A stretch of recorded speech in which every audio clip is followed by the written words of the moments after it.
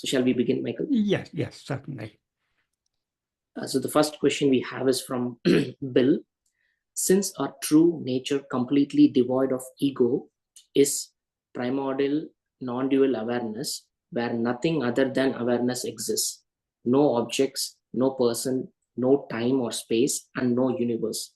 In other words, no manifestation of any kind whatsoever, and where no action can be taken. How do we reconcile that? Ramana repeatedly said that his state upon realization at 16 years of age never changed. Clearly, he acted in a world. He perceived and interacted with others and objects as well as animals when not in samadhi. He responded to his name and so on. So then how do we explain this?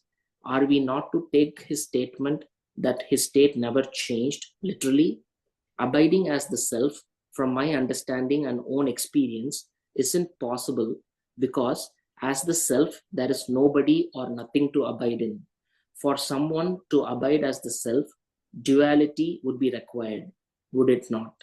Did he simply mean, when not in that state, to simply hold on to the awareness of your true nature while simultaneously experiencing duality within the world? That is the question. Right. Okay. Bhagavan has explained this very clearly and very simply. When we say Bhagavan acted in the world, he perceived and interacted with others and objects and so on, what we are referring to as he is the body that we take him to be. That, as Bhagavan said, the body and mind of the jnani exists only in the view of the ajnani, not in the view of the jnani. So in Bhagavan's view, what he experienced was only pure awareness, pure being awareness, Satchit, nothing other than that. That is, he is Satchit, and Satchit knows nothing other than Satchit. However, in our view, we see him as a person, as a body, and we say he does actions, he answers questions, and so on and so forth. That is all in our view. As Bhagavan explained, because we take ourselves to be a body, we see him as a body, but that body is not what he actually is. To explain this a little more fully, what Bhagavan actually is, he is Satchit, he's pure being awareness. But the nature of being awareness is infinite happiness, Ananda, and infinite love. So, but what Bhagavan loves is nothing other than himself, because in his view, nothing other than himself exists. So, Bhagavan loves us not as we see ourselves, but as we actually are. In other words, because he sees us as non-different from himself, he loves us as himself. For him, there are no differences. So he has infinite love for us. That infinite love that he has for us is what we experience as his grace. His grace is always working to restore us to our natural state of infinite happiness. So, by his grace, he manifested in human name and form, not in his view, but only in our view, he manifested in human name and form in order to tell us to stop looking outside, to look back within. So the purpose of the outward form of the Guru is to turn us back to the real form of Guru, the Swarupa of Guru, which is what is ever shining in our heart as our own being. In other words, his Swarupa and our Swarupa are one and the same. But because we are looking outwards, instead of seeing Swarupa, we are seeing only Rupa, we are seeing only form. Swarupa, though it is called Swarupa, Swarupa literally means own form. Swarupa is actually formless. It's beyond all form. It's what we actually are. Swarupa means, though it literally means own form, it means What it actually means is what we actually are. So he is nothing other than that. And we are nothing other than that. But because we see ourselves as the form of a body, we see him as a form. As he says in verse 4 of Ulladu Uruvam Tanayin Uluhu Paramatran. That means if oneself is a form, the world and God will be likewise. That is, it is only when we experience ourself as a form, as in waking and dream, but we experience the world as a multitude of forms, and we conceive of God as some other form. Even if we have an idea, as many people do, but God is formless, that idea that we have of God being formless is just an idea. And every idea is a mental form. So we cannot conceive of the formless nature of God. In order to know the formless nature of God, we need to know our own formless nature. That is, when we know ourselves as formless, then we will know God as formless. And in the state of formlessness, there are no divisions. So God is nothing other than our own real nature.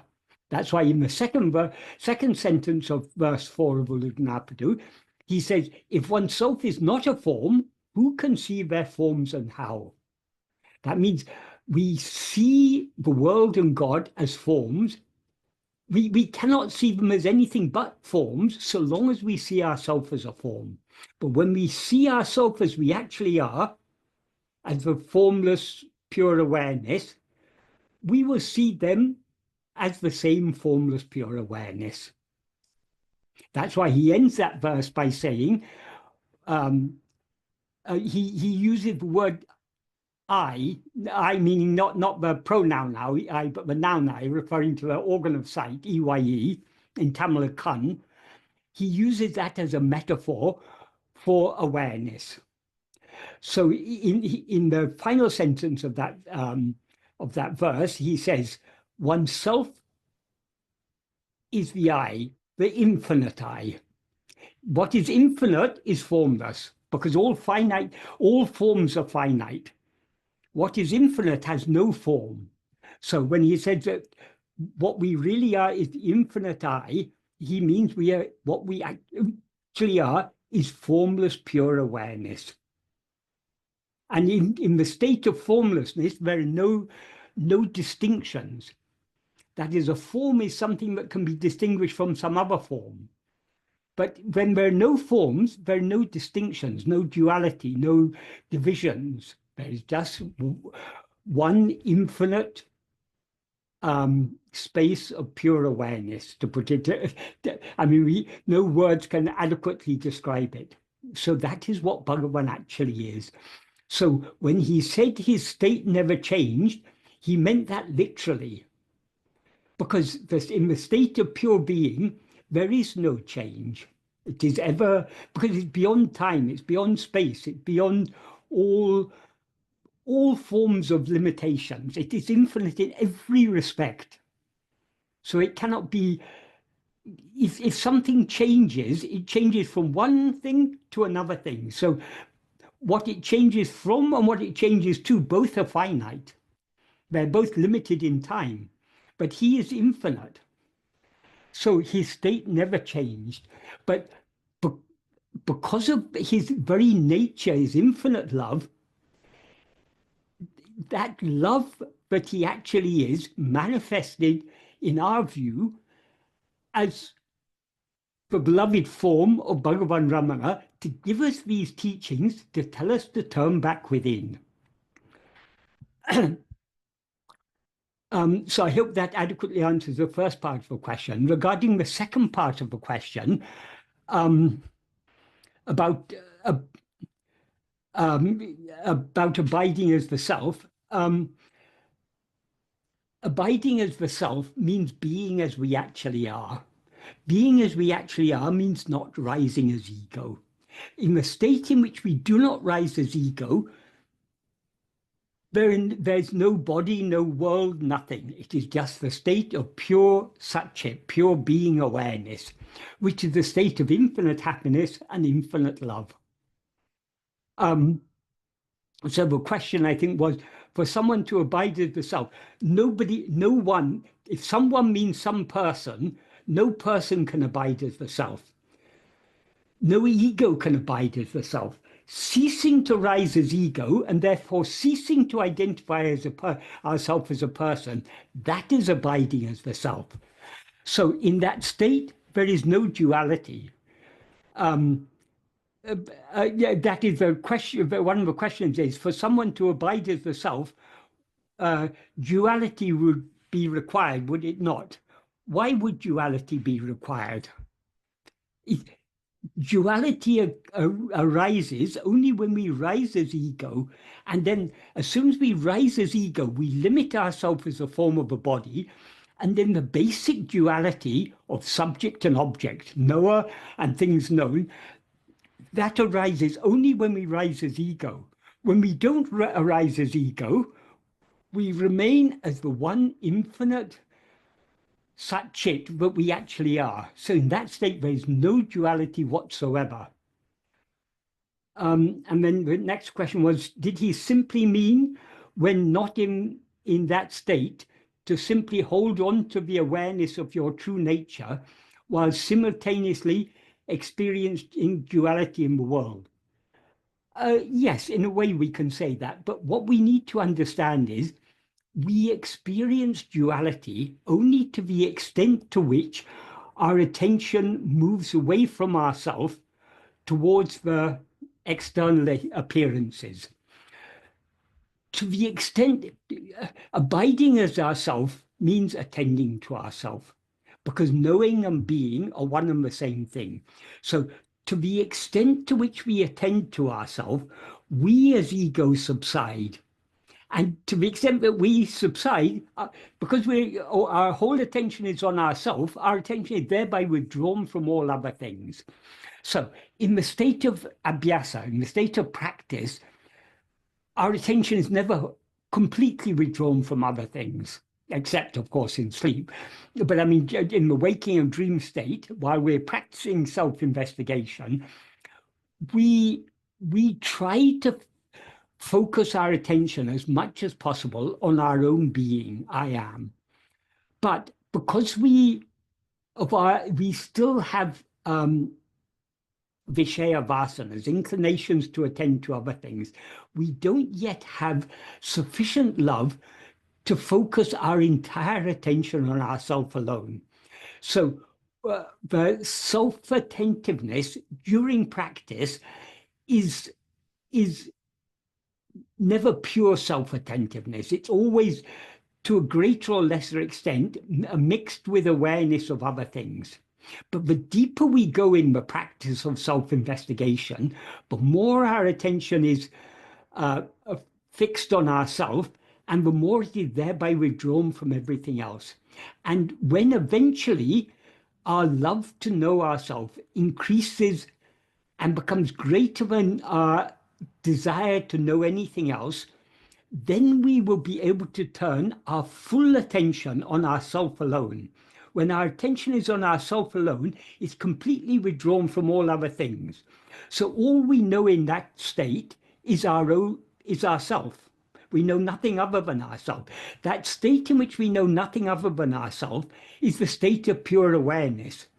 As soon as we, as ego, experience ourselves as pure awareness, ego ceases to exist, because ego is the impure awareness, the awareness that is always aware of itself as I am this body. So when ego experiences itself as pure awareness, it ceases to be ego. In fact, ego can never experience itself as pure awareness, because as soon as it experiences itself as pure awareness, it is no longer ego, it is only pure awareness. Because what can know pure awareness is only pure awareness. Nothing other than pure awareness can know pure awareness. So this is the state of complete non-duality.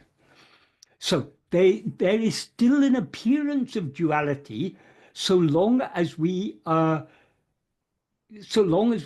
as ego.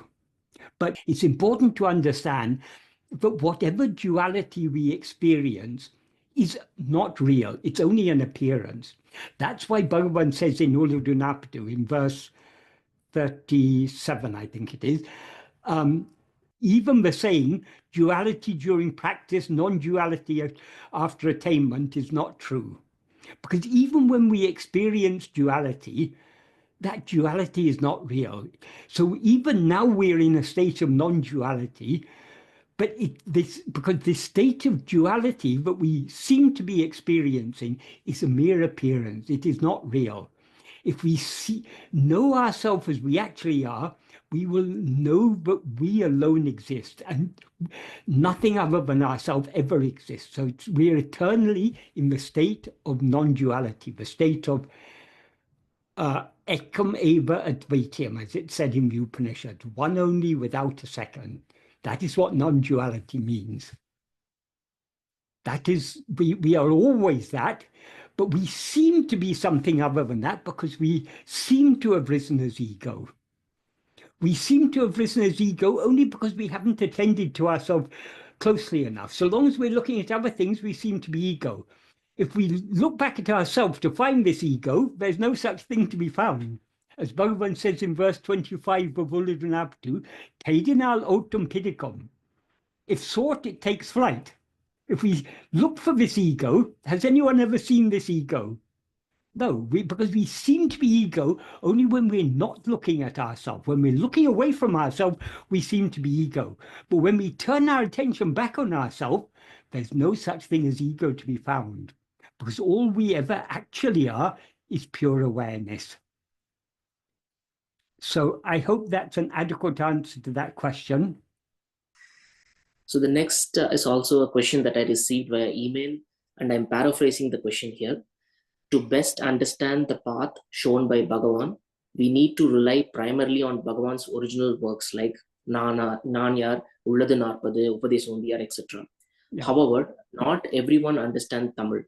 Even for people who understand the language, it is very difficult to understand all the implied meaning correctly.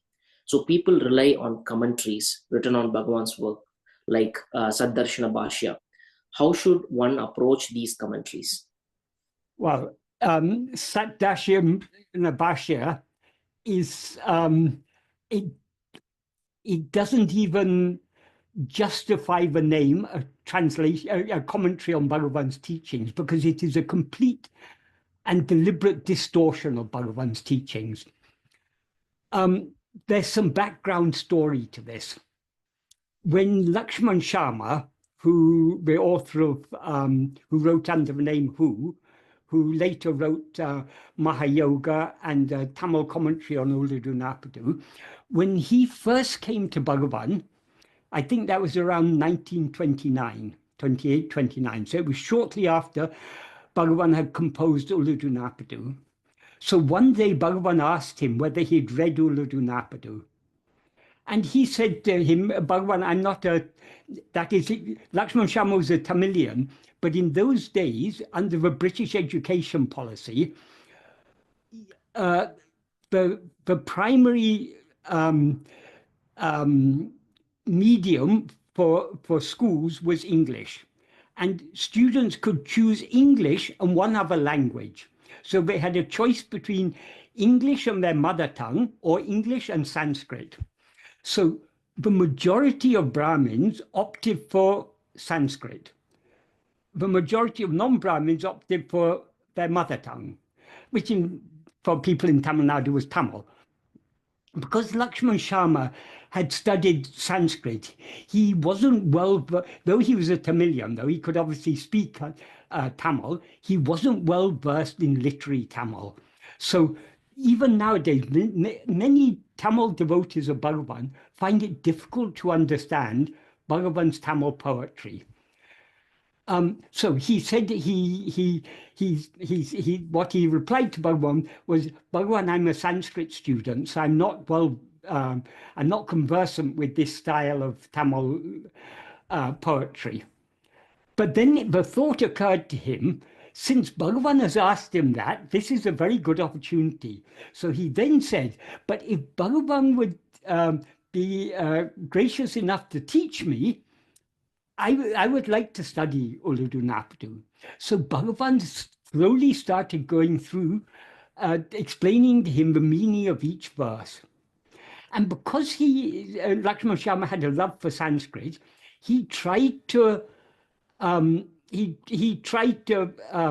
well, first of all, he asked Bhagavan to translate it into Sanskrit, and Bhagavan declined. Then, when Bhagavan explained to him the meaning, he tried to put the meaning into Sanskrit verses. So he did it. He went through the whole of Uludunapadu with Bhagavan once, and he composed it in Sanskrit verses, but he wasn't satisfied. So he asked Bhagavan, can we do it again so that I can improve? And then he chose a different meter and he tried again.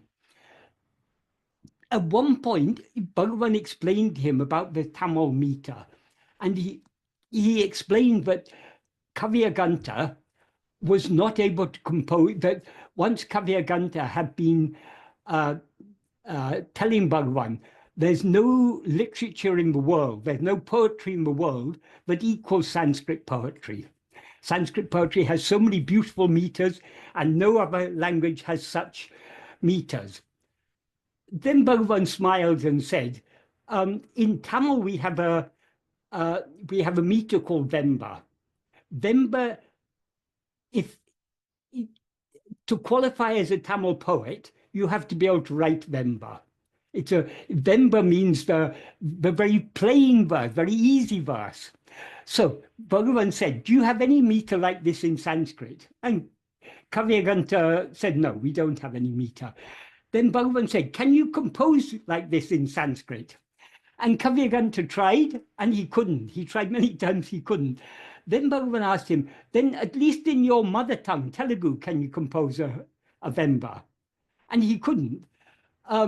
Perhaps this was to, I mean, this may have been Bhagavan's Leela to put down his pride.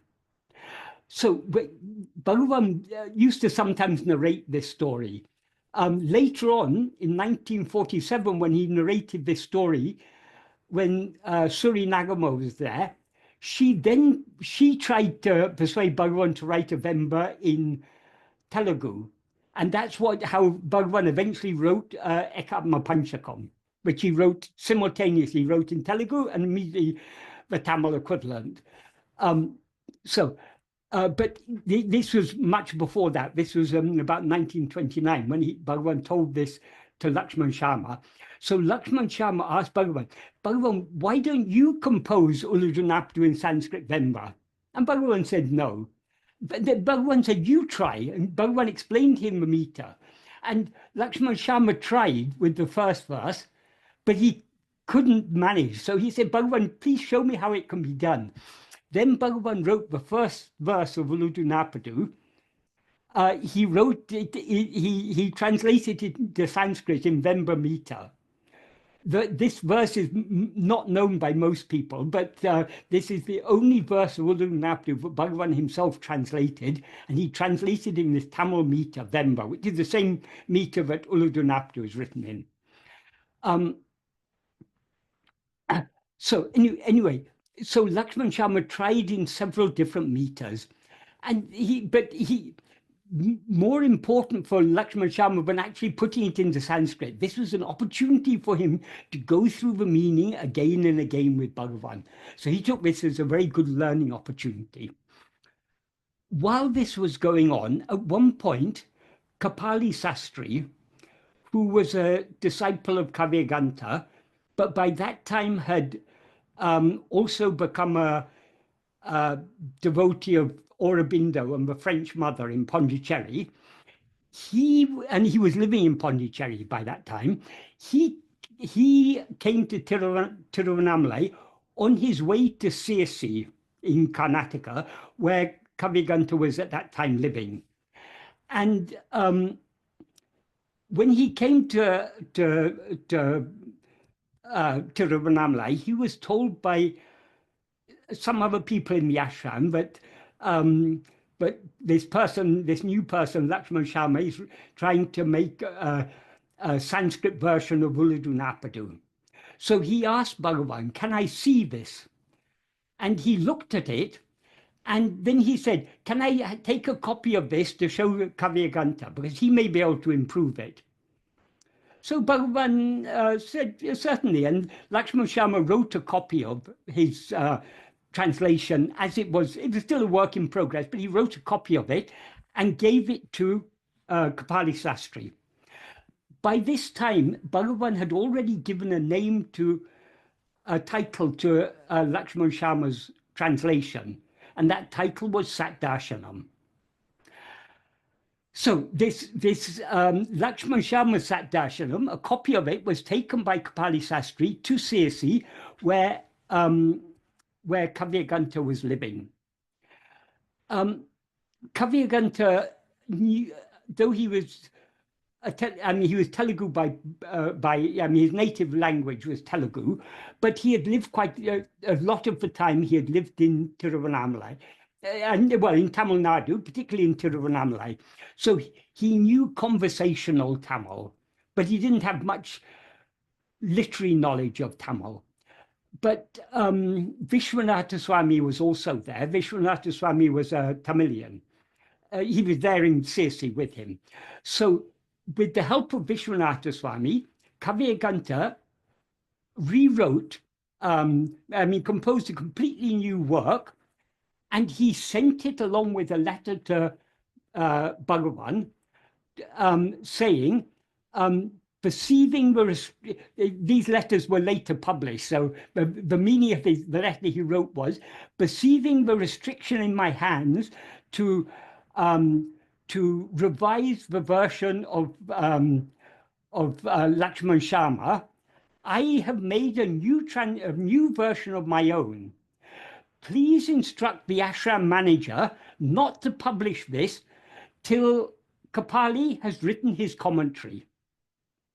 So they had taken the name of the work, Lakshmana Sharma's work, they'd given that to their work. They took for granted that it should be published by the ashram. This was in about 1931 by this time. And by that time, that was the time when Ramanashram was just beginning their own publications. That is, shortly before that, Bhagavan's brother, Chinnaswamy, had taken over as the Sarvadhikari after so many other managers had come and gone. Finally, with the general consensus among devotees was that Chinnaswamy would be the best person to manage the ashram. So he had become manager of the ashram, and he had given himself the title Sarvadhikari, the ruler of all, the one who has authority over everyone. So he had started, just at that time, publications. So Kavyaganta took for granted that this was to be published by the ashram, but he requested that he asked Bhagavan to tell them, Chinnaswamy, not to publish it until Kapali had written his commentary. A few months later, Kapali's commentary was sent, not only in Sanskrit. He wrote his commentary in Sanskrit. Vishwanath Swami translated it into Tamil, and Kapali Sastri himself translated it into English. And all three versions, in Sanskrit, Tamil, and English, were published by Ramanashram. In the meanwhile, when Kavyaganta's translation was received by the ashram, Bhagavan showed it to Lakshmana Sharma. Lakshmana Sharma read it, and it was in beautiful, much more beautiful Sanskrit poetry than he could write. So he said, "Oh, Bhagavan, this is very nice. I'll take this for my Parayana." And Bhagavan once said, "No, begin writing your own translation in a longer meter.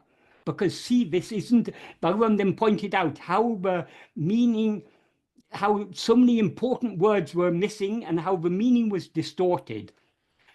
And this was a surprise for Lakshmana Sharma. Then Bhagavan explained to Lakshmana Sharma, one thing he said to Lakshmana Sharma, they hated Dvaita like poison. That is, they have their own aims and ambitions. They want to gain Shakti and siddhis and everything. So Advaita, which means complete annihilation of ego, they hate it like poison. And Bhagavan told, all this was recorded by Lakshman Sharma in some articles in McCall Divine. One story Bhagavan told Lakshman Sharma was that a few years before, there was a devotee called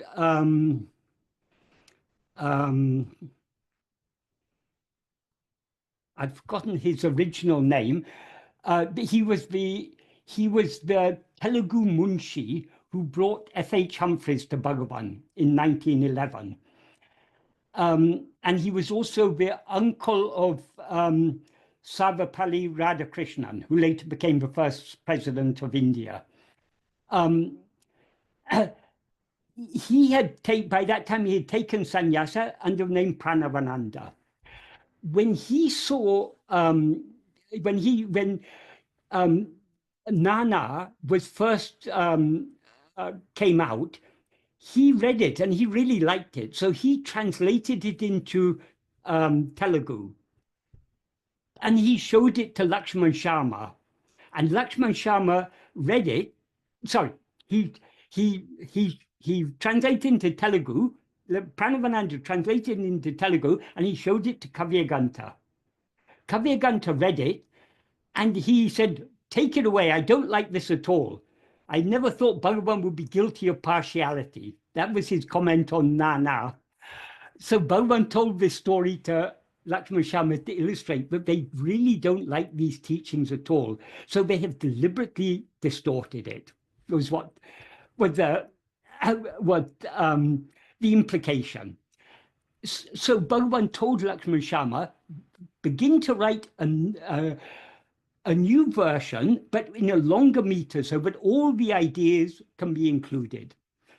That is the final version of what Lakshman Sharma did. It was later published under the name Sri Ramana Hridayam in a book called Revelation. And he's also quoted many of the verses in an appendix of Mahayoga. So a few months later, when Kapali Sastri finished his commentary, and it was sent to the ashram, and Chinnaswami knows nothing about Bhagavan's teachings. All he knows is about managing the ashram. So he very happily, 3 books in Sanskrit, Tamil, and English. That'll sell very well. He published them. When Lakshman Sharma read this Satdarshan Bhashya, he was horrified to find how much they had distorted Bhagavan's teaching. So, and Bhagavan had already told him they did this deliberately. So Lakshman Sharma said to Bhagavan, "Bhagavan, shouldn't you openly say that this is not your this is not your real teachings? Because in future people will think that because this was published by your ashram in your lifetime, people will think that you've approved it." Bhagavan simply smiled and said, "According to the purity of the antakarana," the antakarana means the inner instrument, the mind, intellect, manas, buddhi, chitta, mana, hankaram, that is mind, intellect, will, and ego. According to the purity of the antakarana, the same teaching reflects in different ways. If you think you can write a better commentary, you write your own commentary. And that's what prompted Lakshman Sharma to write his Tamil commentary on Ulludunapadu and Mahayoga. So anyway, that is the story. If we look closely at Satdarshana, we can see very clearly how they have distorted it. A very good example is verse 13 of Ulludunapadu. In what Bhagavan says in verse 13 of Ulludunapadu is Jnanamam tane me. That means oneself who is jnana, pure awareness, alone is real. Nanavam jnanam ajnanamam. That means awareness that is manifold. implying the mind or ego, the awareness that sees the one as many, is ajnana, is ignorance. So being aware of being aware of manyness is ignorance. That's the implication of that. In an earlier version of this verse, Bhagavan, instead of writing nana vamyanam, he'd written nana vaikankindra jnanam. That means the awareness that sees as many. So what actually exists is only oneself, which is pure awareness. If we see that one as many, that is ignorance. That's the. But later, in order to pack more ideas in, Bhagavan altered the verse into its present form. And then he in the next sentence he wrote, Poyam ajnaname, jnanamam tanne andri indru. That means even that ignorance, which is unreal, does not exist other than or except as oneself, who is jnana, who is pure awareness. And then he gives an analogy to illustrate this. Anigal tam palavam poi. That means all the many ornaments are unreal. Mayam ponne andri undo pohal. Do they exist except as gold, which is real? So the idea here is that what actually exists, what is real, is only ourself. And what we actually are is pure awareness. So Bhagavan expresses that very beautifully. Jnanamam tane me. Oneself, who is jnana, alone is real. But as ego, we're aware of so many things. That awareness that sees the one as many, that is ajnana, that is ignorance. And that ignorance, he goes on to say, is unreal. But though that ignorance is unreal, it cannot exist independent of oneself, who is jnana.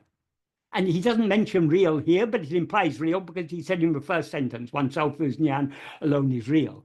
So the unreal cannot exist apart from the real. And then to illustrate this, he gives the analogy of gold and ornaments.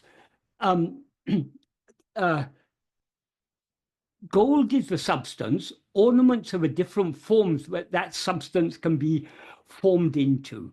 So the same ornament that today is a bangle can tomorrow be melted and made into a necklace or into a ring or into a tiara or any other thing.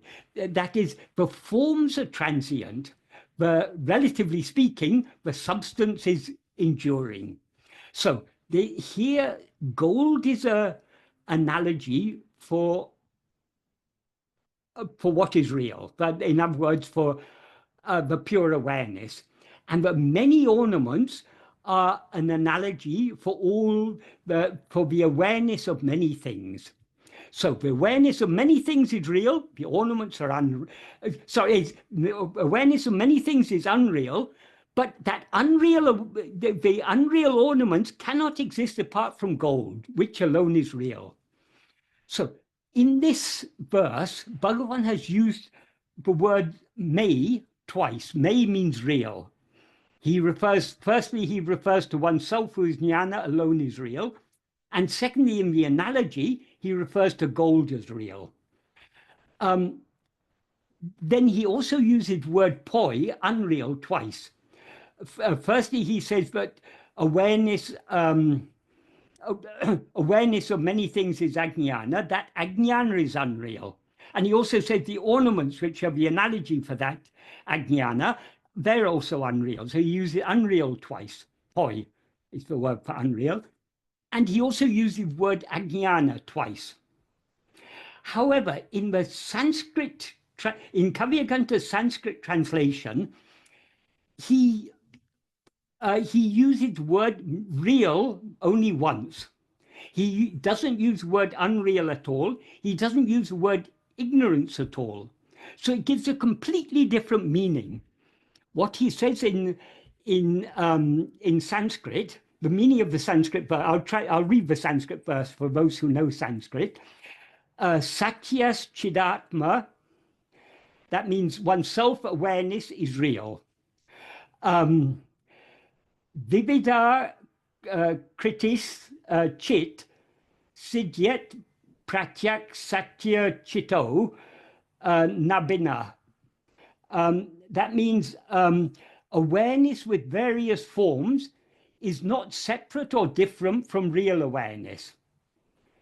He does use real twice. But he completely avoids unreal. And he completely avoids the word ajnana. And then he goes on to say, then in the last line, he gives the analogy, bhusha, I think bhusha means the ornament, bhusha vikara, raha, kimus shanti satyam vina swanam is gold, pratyak atra loke. In this world are ornament modifications separate from gold, the reality.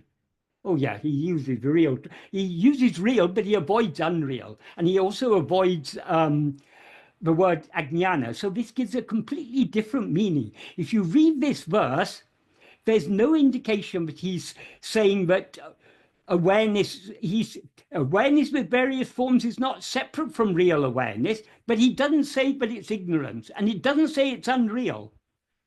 And in the analogy, he says the ornaments are not other than gold. The gold is real, but he doesn't say the ornaments are unreal. So it's missing the point of the verse completely.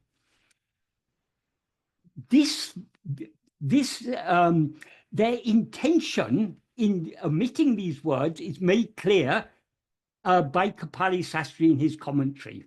Of course, he doesn't explicitly say that, but in his introduction to his commentary, that's I think it's called the Bhumika. In the English Sat-darshan Bhashya, it's on page 6. He gives an argument that is in this verse. Bhagavan uses the analogy of gold and ornaments. A parallel analogy that is used even more frequently in the literature is the analogy of mud and mud pots. Clay, we can say clay or mud, and the pots that are made of that mud. It's the same thing. The idea of that analogy is that the substance, the clay, is real and the pots are unreal, because the pots come and go. But I think the reason why Bhagavan used the gold ornament analogy is it's even better than the mud pot analogy, because if you form clay into a pot, in order to keep that form and be of use, you have to fire it. You have to put it in a kiln to bake it in order to make it hard. And once it's been made into a pot, you can't change it back again. You can break the pot, but the pot, because it's been baked in the fire, you can't again make it back into clay. Whereas gold, the substance is unchanged, whatever form you make it into. But more or less, the two analogies are parallel. What Kapali Sastri writes in his in this introduction to Sat-darshan Bhashya, he argues that just like clay, you cannot have clay without a form. So the form, the pot is the formal truth of the clay, and the clay is the substantial truth of the pot. So both of them are true, both of them are real. That's what he argues. And using that analogy and explaining it according to his way, but both the form and the substance are real, whereas according to Bhagavan, the substance alone is real, the forms are unreal. But using that, he then he writes in his Bhashya, and this is a direct a direct criticism of Bhagavan's teachings. He says, it is evident then that it is both futile and false to affirm that the substantial truth alone of the world being, namely Brahman, is real, and that the formal aspect of Brahman as a world is unreal. So he's saying, Bhagavan clearly teaches us that the substance, namely Brahman, our own real nature, what we actually are, jnanamam tane, as he puts it in this verse, that alone is real. And the forms that constitute the world are unreal. But he says that to say that is both futile and false. So it's a direct criticism of Bhagavan's teachings. But of course, he's not saying this is a criticism of Bhagavan's teachings. And anyone reading Satdasham Bhashya without knowing the Tamil original will think, yes, even Bhagavan has said the ornaments are not other than gold, and gold is the reality. So that, yes, we can say the ornaments are also real. People will take like that if they don't understand Bhagavan's teachings correctly, if they don't refer to the original. So Satdarshana is a deliberately distorted translation of Bhagavan's teachings, and Satdasham Bhashya is likewise, it's a distortion of Bhagavan's teaching, but he made use of the incorrect translation to give a distorted meaning of Bhagavan's teachings. So that's why I say Satdasham Bhashya, firstly, Satdashana shouldn't be taken. Many people who don't know Tamil take Satdashana to be a correct translation of Tamil, because they've never compared them. But if you compare closely, it is very clear that not only is it a very inadequate translation, but it is a deliberately distorted translation. And they distorted it because they are not ready to accept Bhagavan's teachings. They don't like to accept that the world is unreal. Because if the world is unreal, all the Shakti and Siddhis that they're aspiring to attain by all their tapas is also unreal. Bhagavan says also in Ulidu Napadu that the only real Siddhi means attainment or achievement, the only real achievement is to know and to be what we actually are. All other achievements are like achievements. The word he uses, Bhagavan uses Siddhi, so let's use the same word. The only real Siddhi is to know and to be oneself. All other Siddhis are like Siddhis attained in a dream. When one wakes up, will they be real? So Siddhi can be used in a broad sense to mean any type of achievement. So we can take it to mean, for example, any worldly achievement. If we amass a huge amount of wealth, or if we gain name and fame, or whatever we achieve in this world, it's all unreal, because when death comes, it's just like the ending of a dream. All our great worldly achievements mean nothing. But it's particularly, Siddhi also is used in yoga literature and tantra literature to refer to supernatural powers, which is what Kavyaganta was seeking to attain. From the very beginning, when he first came to Bhagavan and asked Bhagavan, said to Bhagavan, I've done so much japa and so much fasting and this and that and so on and so forth, but I still don't know what is tapas. Please tell me. What his idea of tapas was, it was a means to gain Shakti and Siddhis. That's why even in Ramana Gita, for example, there's a whole several chapters about society and about power and about Siddhis and all these things. And likewise in the question and answer portion that's been added at the beginning of the English Darshan Bhashya, there's also all this thing about Shakti and Siddhi, because that is what they were really interested in. That's why Bhagavan said they hated Advaita like poison. Thank you, Michael. Right. So next we have is a set of questions that we have been asked in a comment on the video of our September meeting.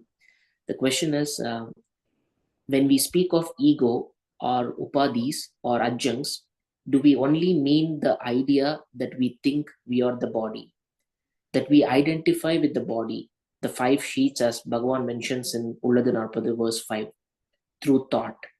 That is, the thought that makes us identify with the five-sheet body that needs to be destroyed.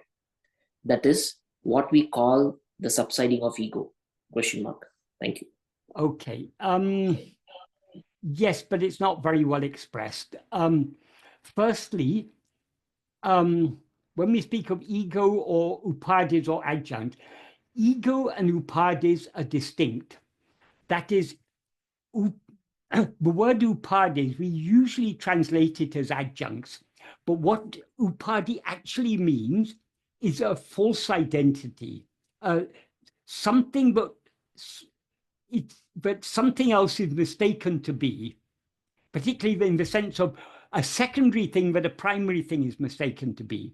So as ego, we mistake ourselves to be a body. So the body is an adjunct. The body here includes all the five sheaths, as Bhagavan says in verse 5 of Uludunapdu, Urul Panchakosa Uru. The body is a form of five sheaths. And those five sheaths are the physical body, which is called Annamaya Kosha, the life that animates this physical body, which is called Pranamaya Kosha, and the mind, intellect, and will that operate within this body, and which are respectively called Manamaya Kosha, the mind, Vijnanamaya Kosha, the intellect, and Anandamaya Kosha, the will. So these five all make up the body that we identify as I. So this entire body is an adjunct in the sense that it's a false identity, it's a disguise. That upadhi means it's got a range of meanings: false identity, disguise, fraudulent substitute, deceptive appearance, superimposed limitation. It's got all these meanings. So though we translate it in English as adjunct, it's actually got a there's much more meaning to upadhi than there is to adjunct. Because adjunct in the sense of something that we mistake ourselves to be. So ego is not the upadhis. Ego is that which identifies the upadhis as I. So the upadhis of a body. Ego is the false awareness, I am this body. So that first we need to clarify that distinction. The question is, when we speak of ego, do we only mean the idea that we are the body? Yes, but we need to understand what Bhagavan means by idea or thought. Generally, we think of ideas or thoughts as something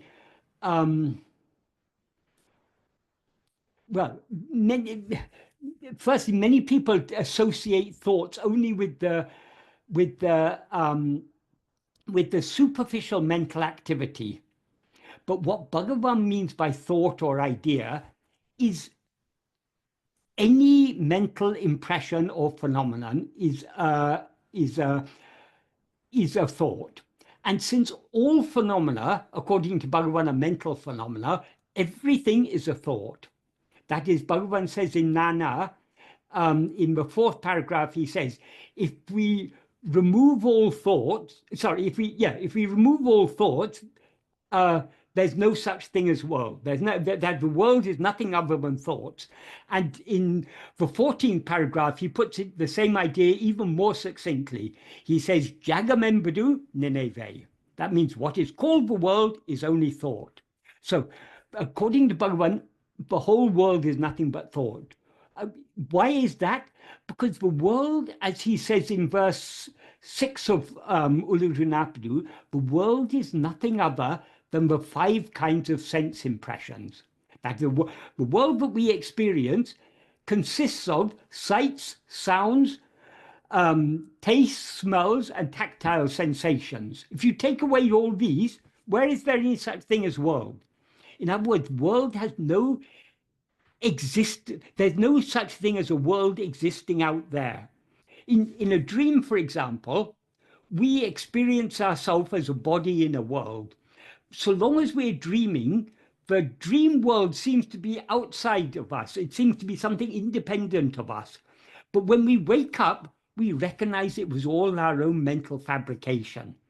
Likewise, according to Bhagavan, this entire waking state is nothing but a dream. So it's all just a mental fabrication.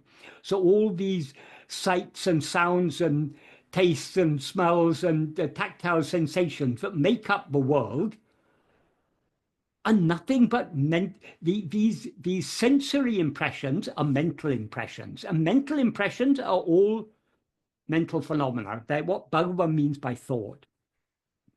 Not only are all phenomena thoughts, even ego, the experiencer of all phenomena, in other words, not only all the objects are thoughts, the subject, namely the ego, the one who knows all the objects or phenomena, is also a thought. So anything other than Satchit, our own real nature, what we actually are, the pure being awareness, everything else is just a thought.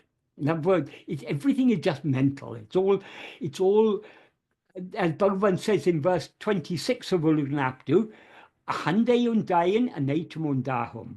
If ego comes into existence, everything comes into existence. Ahande indrail indru anatum.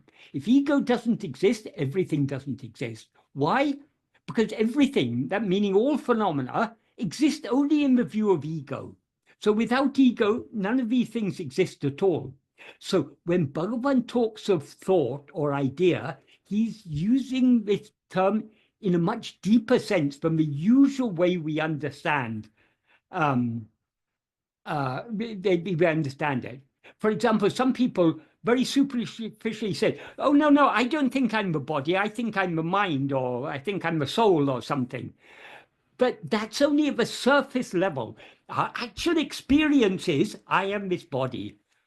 Where are you? I am here. What are you doing? I'm sitting down. We are so intimately identified with this body. But according to Bhagavan, all this is just a thought. The body is a thought, the world is a thought, and the I that identifies this body as I am this body is itself a thought. So, yes, when the ego is just a thought, but it's not a thought in the superficial sense in which we usually use this term. And then they go on to say that we identify with the body, the 5 sheaths, as Bhagavan mentions in Ulutunapadu verse 5, through thought. Yes, it's all mental, but it's not just superficial thoughts. We can't get rid of ego by thinking, I am not this body, I am Brahman. But that's not the way to get it, because you can't. That is, what is it that is thinking, I am not this body, I am Brahman? That I that is thinking, I am not this body, I am Brahman, is the ego, which is the I that is identified with the body. So we can't give up our identification with the body merely by thinking on the surface level of the mind, I am not this body. We need to be, in order to free ourselves from this false awareness, I am this body, we need to be aware of ourselves as we actually are.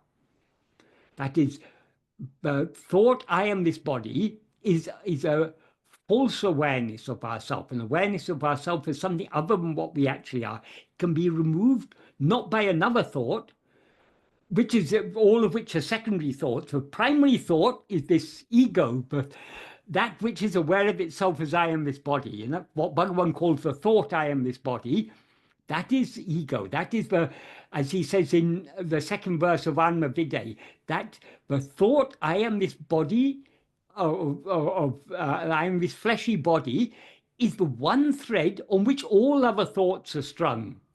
So if we think I am not this body, that which is thinking I am not this body is this first thought, which is aware of itself as I am this body. So, and we can't by thought get rid of it. We can only by knowing ourselves as we actually are can we get rid of all thoughts. In this context, some people say, but Bhagavan said, by thinking, who am I, you can get rid of all thoughts. That is in Nana, but that is not what Bhagavan means. What he says there is just like the stick that is used to stir a funeral pyre will eventually be destroyed, so also the thought, who am I, destroying all other thoughts will eventually be destroyed. But what he means there by the thought, who am I, he's using the word thought there because attention to anything is a thought. So the self-investigation is attending to our own being. So metaphorically, he refers to that as a thought, but it's not a thought like any other thought, because all thoughts are outwardly directed towards names and forms. This is the directing. When the mind is directed within, it's only metaphorically a thought. So self-investigation is not a thought in the sense that it's not a mental activity. Attending to anything other than ourself is a mental activity.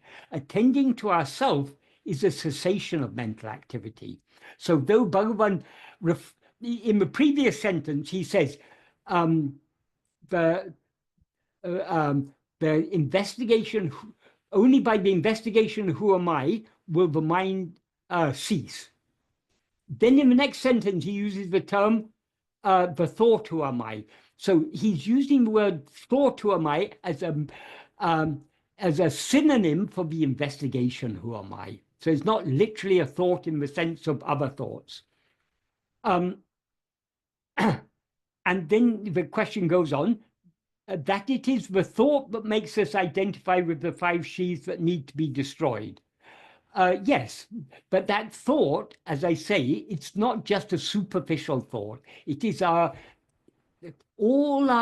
everything that we experience is experienced by this I that is identified with the body.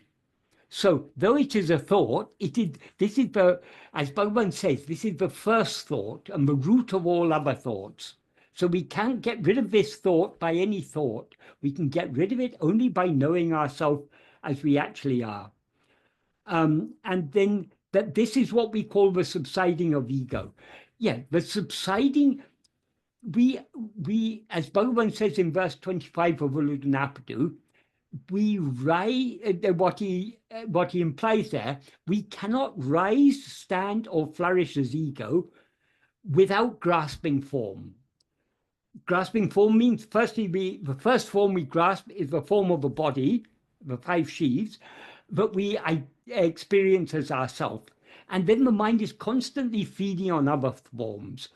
So since ego rises, stands, and flourishes, since ego cannot rise, stand, or flourish without grasping form, I'm being very careful not to say ego rises by grasping form, because there's a problem in that, because if we say it rises by grasping form, how can it, rising means comes into existence. How can it come into existence by grasping form? What Bhagavan says there, he doesn't say by grasping form. He says urupatri undam. Grasping form, it comes into existence. So the rising of ego and the grasping of body as itself is simultaneous. It's the same thing. So since rising as ego entails grasping a body as I, subsiding means ceasing to identify a body as I. So to the extent to which we attend to things other than ourselves, we are nourishing and feeding ego. As Bhagavan says in the 3rd sentence of that, of the verse 25 of Uludunapadu, Urupatri undu mika ongum. That is, grasping and feeding on forms, it flourishes abundantly. So attention to forms, to things other than ourselves, is the very food on which ego lives and thrives. So the subsidence, in order to subside, we need to cease grasping form. But if we merely cease grasping form, we will subside in layer, as happens every night when we fall asleep. Because we're too tired to continue attending to anything other than ourselves, we cease attending to anything other than ourselves, and therefore we subside in sleep. So sleep is a state of manalaya, temporary dissolution of mind. So to bring about the subsidence of ego in such a way that it never rises again, it needs to subside not just due to tiredness or not just due to pranayama or anesthesia or any other means, only means to bring about the subsidence of ego in such a way that it never rises again is by knowing what we actually are. So to the extent to which we turn our attention back within, we thereby turn our attention away from all other things. So by grasping ourself, we cease grasping other things. Grasping ourself means turning our attention and keeping our attention firmly fixed on ourself. Because we are attending only to ourselves, we cease attending to other things. And that is how ego subsides in such a way that it never rises again. So what is said in this comment is not far wrong, but it needs to be understood correctly. Because it's very easy to take the meaning of the word superficially. But this is what Bhagavan is talking about. Is very, very deep, very simple, but very, very deep in meaning. So I hope that was an adequate answer to that question. Yes, it is, Michael. So I have heard some people say that do things without doership. It's very similar to this. Like superficially, they'll say, "I'm not. I don't think I'm doing this." Yes, and it's easy to say that. The I that thinks it doesn't think it's doing it, that itself is a doership. Thinking is doing, not thinking is also doing. Going beyond thinking and not thinking to just being, that alone is being free of doership. Yes. Bhagavan says in, I think, verse 30 of Ulunapluanubandam, just like someone who's listening to a story when their mind has gone far away. In other words, they're not really listening. They appear to be listening, but they're not actually listening. Those in whom all the vasanas have been destroyed are not doing, even though doing. So even though they seem to be doing, this comes back to the original question we were asked today. That is, though Bhagavan seemed to do so many things, he never actually did anything. Because he's just pure being. But that's the first half. And the second half is, though someone seems to be doing, though they seem to be doing nothing, those whose mind is soaked in vasanas are doing even though seemingly not doing. And he then gives the analogy of a dream. In a dream, the body is lying on the bed, but in the dream we dream that we climb up a hill and we fall over a precipice. So long as there are vasanas, we are not free of doership. Because even not doing is another type of doing. I am not doing, that is an identification with the absence of action, but it's still a doership. Yes. Thank you, Michael. I think the next question we have is from Sanjay Lohia. Please go ahead with your question.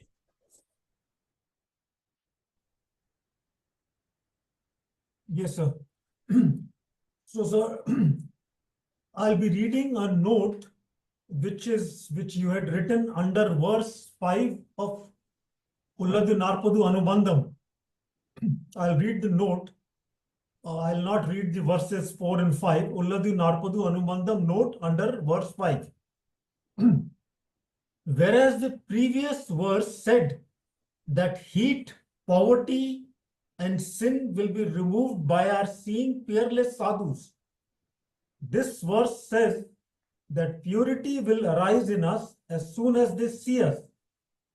This distinction is significant because heat, poverty, and sin are results of actions we have previously done under the sway of our Vishaya Vasanas, that is, inclinations to seek happiness in objects or phenomena, which are the impurities in our mind. So this implies that being seen by jnanis is far more efficacious than seeing them, since the former will remove our impurities, whereas the latter will remove just the effects of our impurities. So my question is, how is being seen by jnanis more efficacious than seeing them? Means, what is the difference? How do we see jnani and how does the jnani see us? What is the difference here? I'll tell a little story.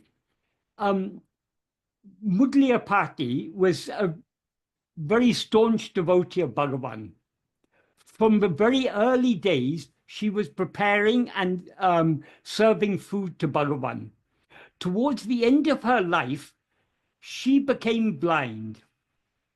And so Bhagavan himself suggested that some other lady should cook on her behalf, and that food should be sent to the ashram and some given to Bhagavan, because Mudliapati wouldn't want to eat until she knew some of the food she had prepared had been given to Bhagavan. So Bhagavan had made this arrangement that someone else will cook for her, because when she's blind, she can no longer cook. But though she was blind, she would come every day to the ashram and she would stand in front of Bhagavan, just looking at him. But obviously she's not seeing because she's blind. So one day, Devaraja Mudliya, who was very fond of her, they weren't, though they were both Mudliyas, they weren't in any way related, but he was very fond of her. So one day he affectionately said to her, Pati, why do you come here every day and look at Bhagavan? You can't see when you can't see him. And she turned to him and said, silly boy, who can see Bhagavan? We don't come here to see Bhagavan, but to be seen by Bhagavan. Those are very, very wise words, because that shows she understands Bhagavan is not the physical form. We think if we've seen Bhagavan's physical form, we've seen Bhagavan. That is not the real Ramana Darshanam. Real Ramana Darshanam is only Swarupa Darshanam. Seeing him as he actually is. So when we see Bhagavan, we see him as a form, which is not what he actually is. When he sees us as we actually are. So it's only by him seeing us that we are able to see ourselves. But his seeing us, because he is nameless and formless, he doesn't depend upon a body to see us. That's why in the 12th paragraph of Nana, he says, Kadavalam Guruvum Unmayal Verala. God and Guru are in truth not different. So what Bhagavan means by Guru is nothing other than God. So Guru is not limited to a name and form. This is why Bhagavan never started a parampara, a lineage of gurus. Because God doesn't need a lineage. God is eternal. So Guru is eternal. So when Bhagavan talks of Guru, it has a far deeper meaning than the ordinary sense in which people talk about a Guru. So first he makes clear Guru is nothing other than God. Then he says, just like the prey that is caught in the jaws of a tiger, so those who are caught in the glance of a Guru's grace He doesn't say just the glance of Guru. He's not just talking about the physical look. He's talking about the look of grace. So when we're caught in the glance of Guru's grace, we will surely be saved by him and never forsaken. Nevertheless, it is necessary to follow without fail the path shown by Guru. So what is the glance of Guru's grace? The glance of Guru's grace, that is, Guru's grace is always available. But as Ramakrishna Paramahamsa expressed it very beautifully, the grace is always pouring like the rain. But when rain falls on a mound, it runs off the mound. The rainwater gathers only in the low-lying places, in the pits. Likewise, the grace is always showering upon all of us, but we can be benefited by that grace only to the extent to which we subside. The more we subside, the more we become a fit receptacle for grace. But how do we subside? Even that is possible only by grace. As Manikavasika sings, Avanarolale Avantalvanangi, only by his grace worshipping his feet. So ultimately it's all by grace only. But that grace is not, as Bhagavan said, grace is not something that's up in heaven, is going to descend down upon us. Grace is always existing in our heart. So the grace is ever available, but we need to subside. The more we subside, the more we'll be benefited by grace. But it's only by grace that we are subsiding. So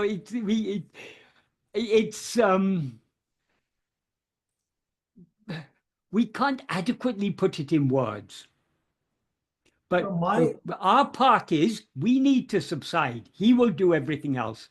And how do we subside? Only by turning within and holding on to our own being. So my question over here was, in a deeper sense, our looking at Guru and Guru looking at us is the same thing.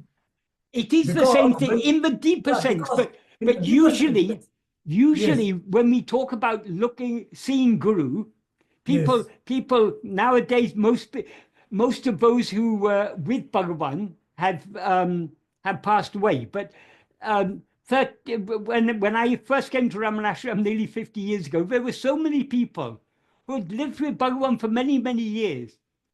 They all thought they had seen Bhagavan. Very, very few of them had seen Bhagavan as he actually is. So because we take seeing the physical form of Guru to be seeing him, that is different from the real seeing. So that our seeing him as he actually is, that is, him seeing us, is our seeing him as he actually is.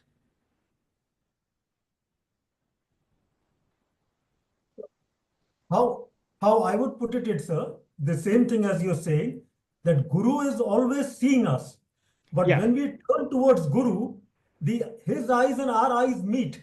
So that it becomes one. The seeing does not, now there's no difference in seeing. Yeah, the Guru is seeing us, exactly. we are seeing Guru. It's one. Over here, since you have distinguished it, I thought I was not able to reconcile the difference. According to me, it's one seeing only. Whether Guru sees us or whether we see the Guru. But what we take to be seeing Guru, we take the seeing his form to be seeing him. But that is not the real seeing. The real seeing, as you would say, when eyes meet eyes, but even that, it's not that they're two separate, that his eyes meet eyes, that's still duality. It's when we merge in him, that is really seeing him. I only implied that when our awareness merges in his awareness, that is the meeting of eyes. That is the meeting of eye, and in that meeting, his seeing us or we seeing him is one thing only. One thing only, exactly. So in that sense, I was not able to understand this. In what sense you had put it? Yes, because Normally we take seeing a sadhu, seeing a Yes. jnani, to be seeing the physical form of the jnani, but that is not the real seeing. Yes. Got it, sir. What you are saying here was at a physical level. What Yeah. you have written here is at a physical level, Yeah, but at a deeper level, it goes much deeper. yeah, It is not exactly. the same explanation. Exactly. Thank you, sir. Right. Thank you, sir. Thank you.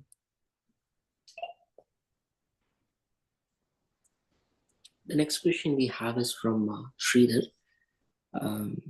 I find that basic speaking gives rise to ego and all the attachment and the likes, dislikes, duality. Thus, I prefer to be silent. However, I find it necessary to speak to go about my daily duties. Has Bhagavan given any practical advice to keep oneself centered in the self while executing duties? Real silence is not just keeping the mouth shut. The silence Bhagavan talks about is not vocal silence. It is not even mental silence. It is the silence that is pure being. So by holding on to our being, in other words, being self-attentive, that is the true silence. The body, speech, and mind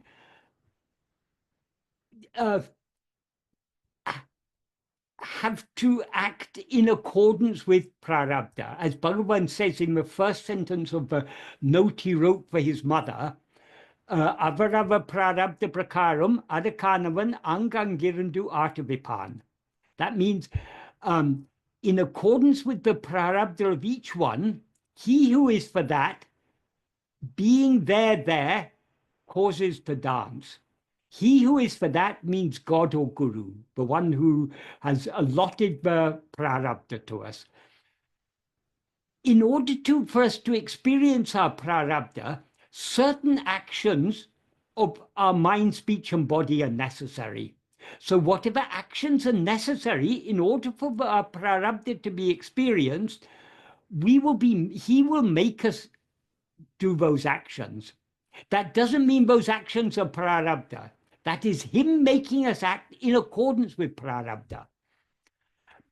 But this also doesn't mean that all the actions we do are actions that he makes us do. Because if he made us do all actions, then they'd be his actions, not our actions, and there'd be no fruit and therefore no prarabdha. So he's not saying that all the actions we do are actions we're made to do by him, but whatever actions are necessary for us to experience the prarabdha, those actions will be made to do. And then in the next two sentences, he says, firstly, Endram naduvadadu, envechikanum naduvadu. That means whatever will not happen in spite of any amount of effort. So however much we may try, that which is not to happen will not happen in spite of any amount of effort. So we may want something to happen. We may want to experience something. And we may try to experience it, but if it's not destined to happen, it's not going to happen. However much we want it, however much we try for it, it is not going to happen. And then in the next sentence, he says the reverse of the same thing. Nadabadu entade seinum niladu. That which is to happen will not stop in spite of any amount of obstruction. That is, we can try to avoid what we're destined to experience. We can want to avoid it. We can try to avoid it. We cannot avoid it. That we have the freedom of will. We can want to avoid it. We have the freedom of action. We can try to avoid it, but we don't have the freedom to actually avoid it.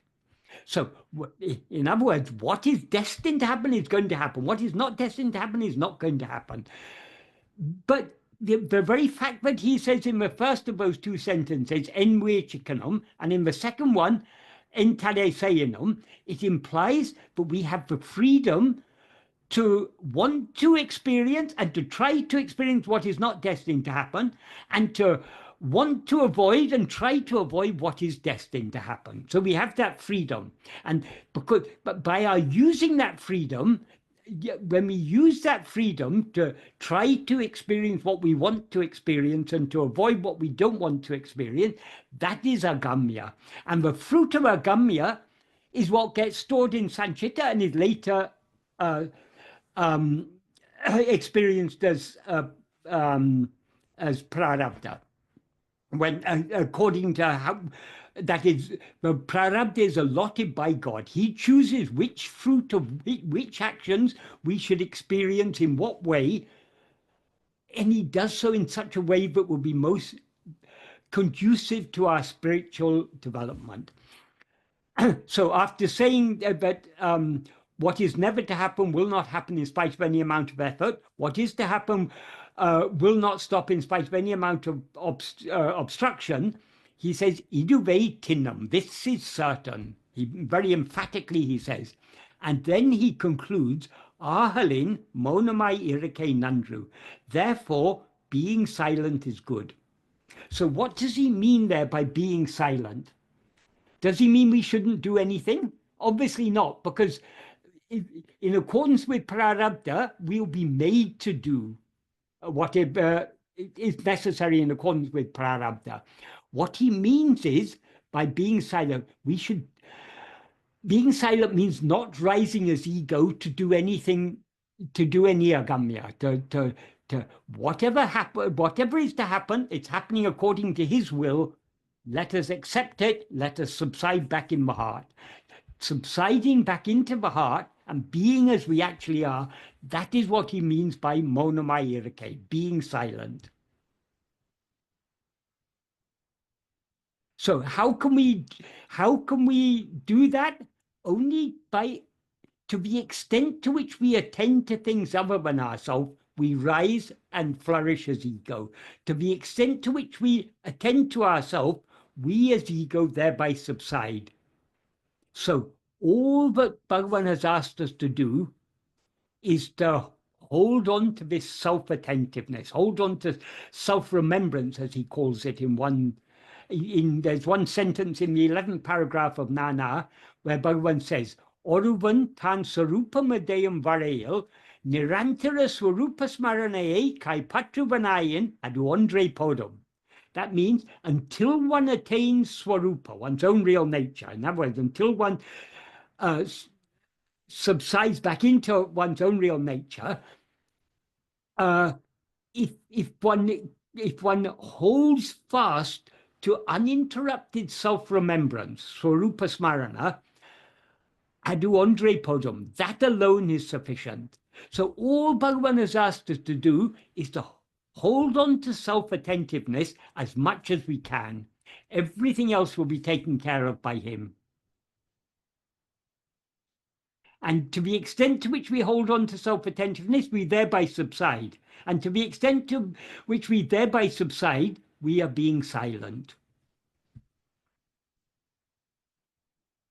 Janaka ruled a kingdom, but he was ever immersed in silence because he had given up, because he had given up this false identification, I am this body.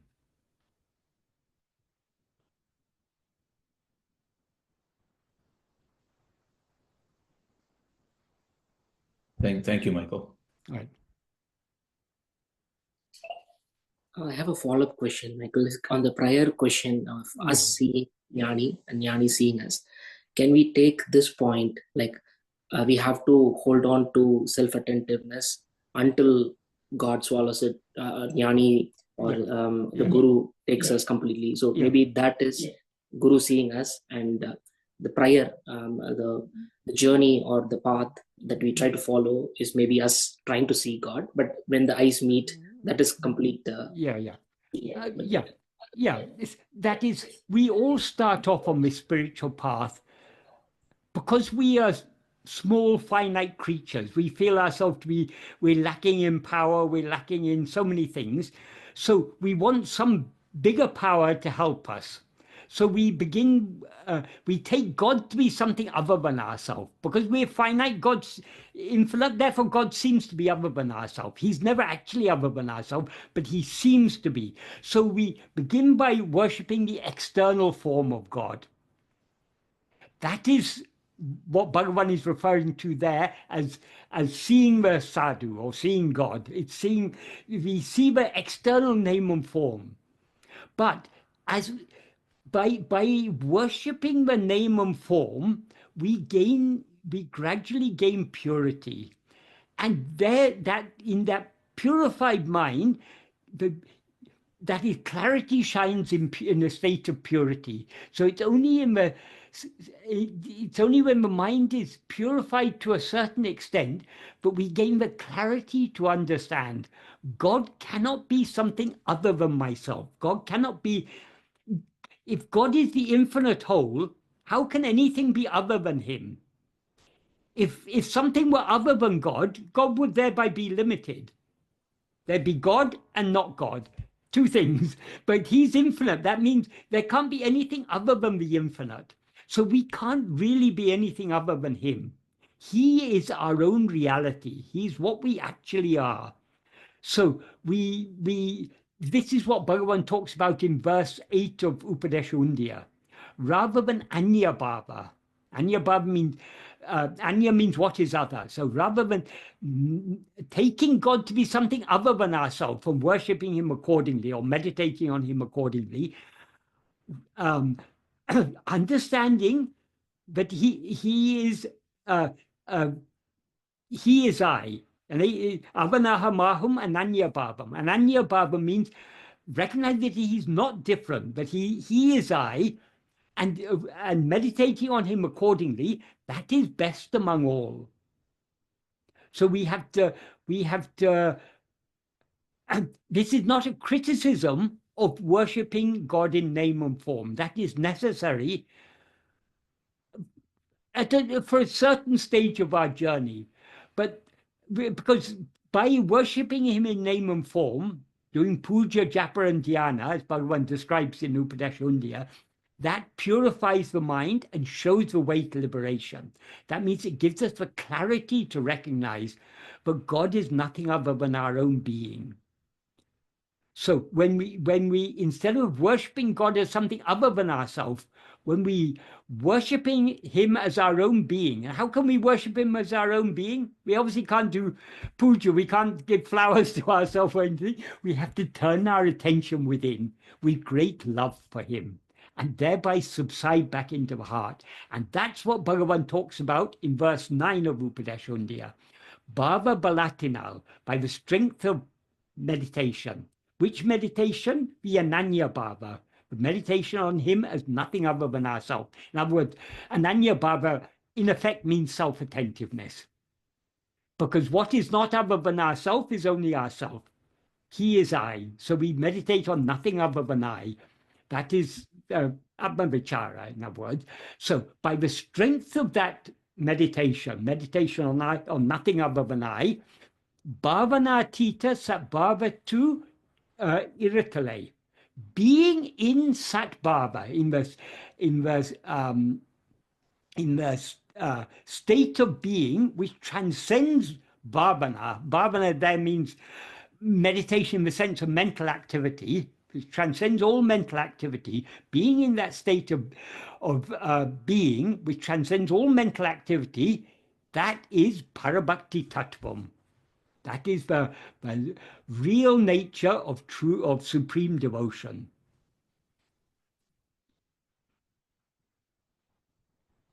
So all this worship of name and form, this is all good up to a certain point, but we have to go beyond that.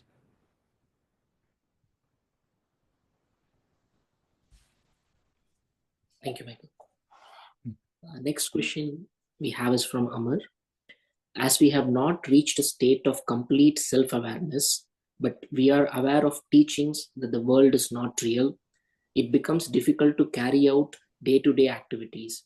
Although we talk about not having doership, we are still expected to love people around us. Sometimes, although we don't assign doership, others assign us the doership. Such things digress us from the path and the beliefs and teachings. How should one stay strong in the belief? There are some verses in Ulujun Abdu Anubandham, Bhagavan translated from Yoga Vasistha. Those are the instructions given by Vasistha to Rama. In effect, what he says is, you have known all that is to be known. Now, play your role in the world, as if having as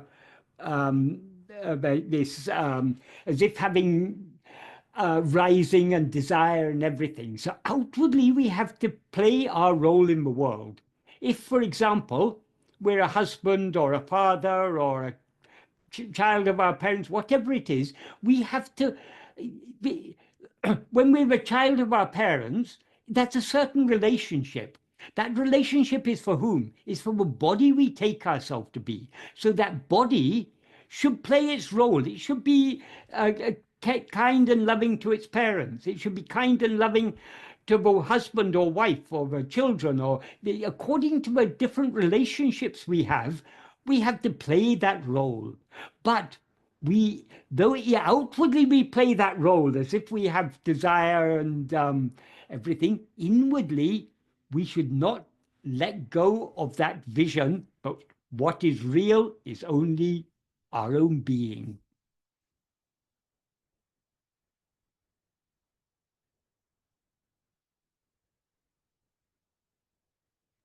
We don't even have to just like see that.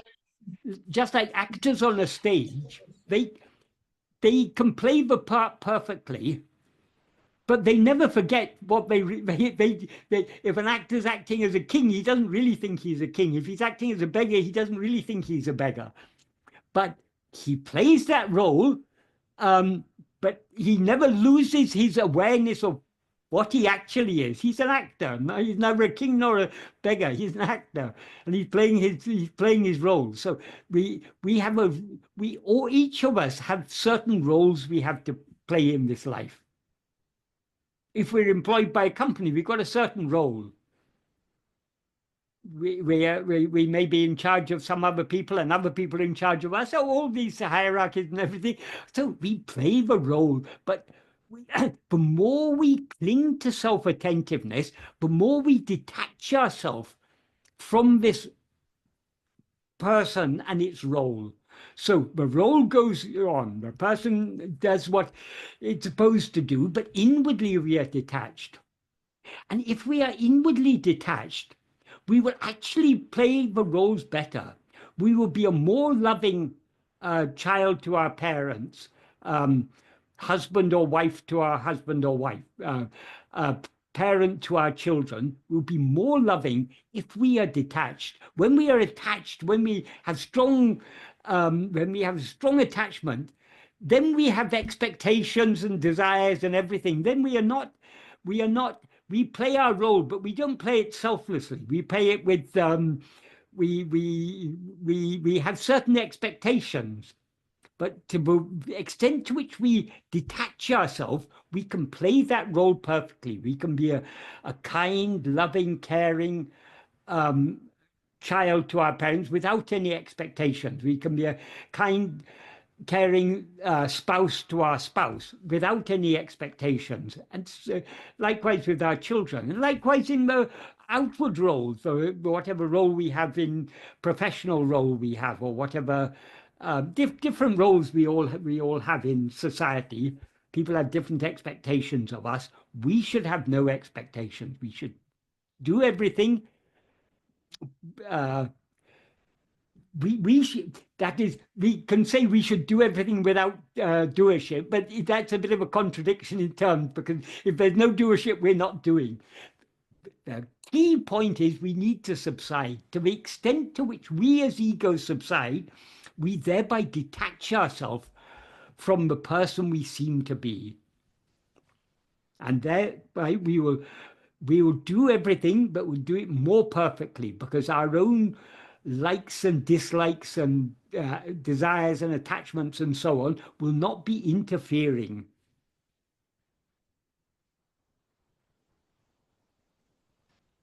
Is that is that a Michael, clear answer? yeah, Michael, but I have a follow-up question to that, Yeah, right? The difficulty that I have in understanding, as you said, like we are playing roles, but inwardly we are different, right? The yeah. difficulty I have in understanding is that is almost saying like I have a dual personality, right? One personality which is outward and one personality which is inward, and that puts a load on maintaining that dual personality. Well, yeah, if we take it in that way, then there's a contradiction there. That is, the outward role is for the person we take ourselves to be. The inward thing is detaching ourselves from that person.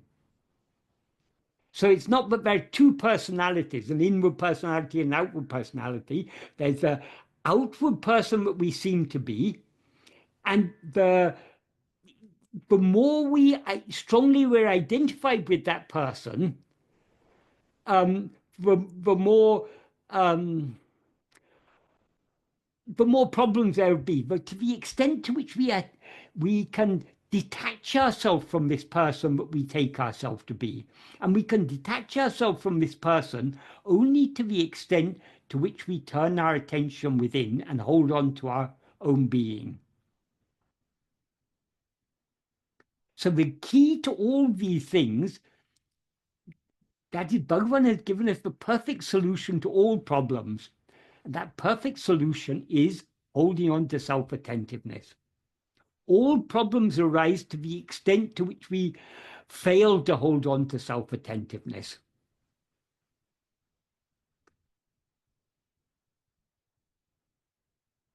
So Bhagavan isn't, when Bhagavan says, when in that verse, Ulahil Vilayatu Vira, play, oh hero, play in the world, play your role in the world, he's not, that his words are often inadequate. He's not asking us to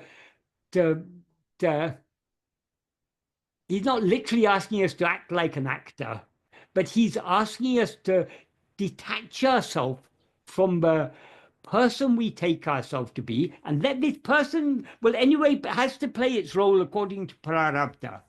That is, as Bhagavan says in the first note of the first sentence of the note he wrote for his mother, he who is for that will make us act in accordance with prarabdha.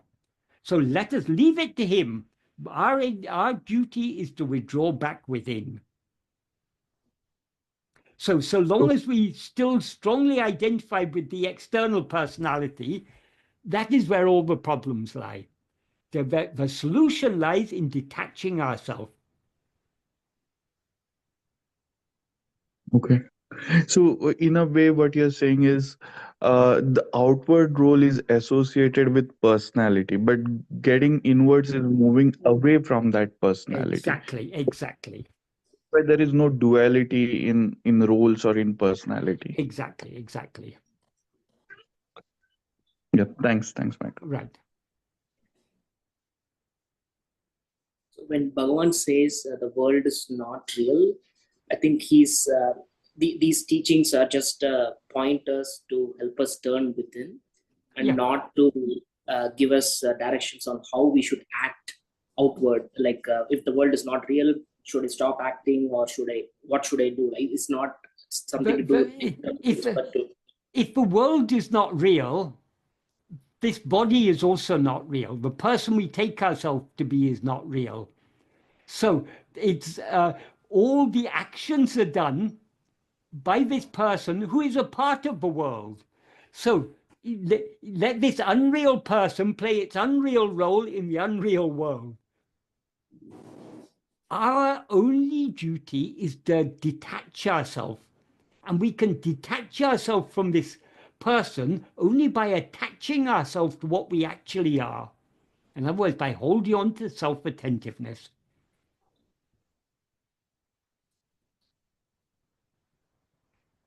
Why does Thanks. Bhagavan teach us that the world is unreal? Because so long as we take the world to be real, our mind will go after it. But what is actually real, as he says in verse 13 of Ululnaptu, Jnanamam Tane Me. Oneself, who is jnana, pure awareness, alone is real. So that is what we should hold on to. Everything else will take care of itself.